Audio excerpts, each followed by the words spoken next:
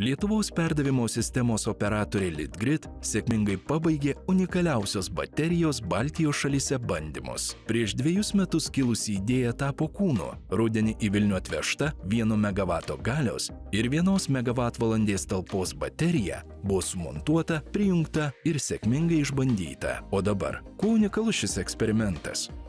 Tai mes šito 1 MW eksperimentinėme projekte išbandėm visas esminės perdavimo sistemos valdymo funkcijas, tai dažnio reguliavimo rezervai, galios valdymas, priešavarinė automatika, įtampos valdymas, taip pat inovatyvias priemonės nebandytas Baltijos šalyse.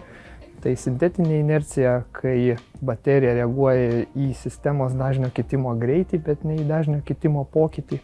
Ir izoliuoto darbo veikimą, kai baterija maitina dalį apkrovos atjungta nuo tinklo. Tai sintetinės inercijos funkcija buvo nauja tiek perdavimo sistemos operatoriui, tiek ir įrangos tiekėjų Siemens Fluence, kurie nebuvo bandę šitos technologijos, šitos funkcijos.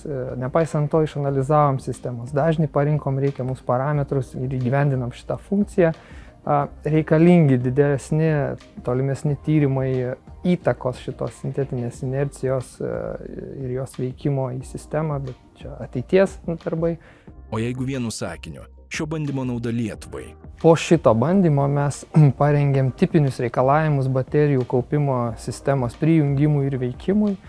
Tai manau, kad dabar mums bus kaip operatoriui lengviau išduoti prijungimo sąlygas naujiem rinkos dalyviam, kurie statys tokias baterijas ir kurie veiks elektros energijos bei sisteminių paslaugų rinkos. Tik todėl, kad šitą baterijos projektą patys pamėginome, susipažinome su to, kaip jis techniškai veikia, mes esame užtikrinti, ko galima iš tokio elemento tikėtis. Bandymai baigti. Dabar ruošiamasi baterijų plėtrai Lietuvoje.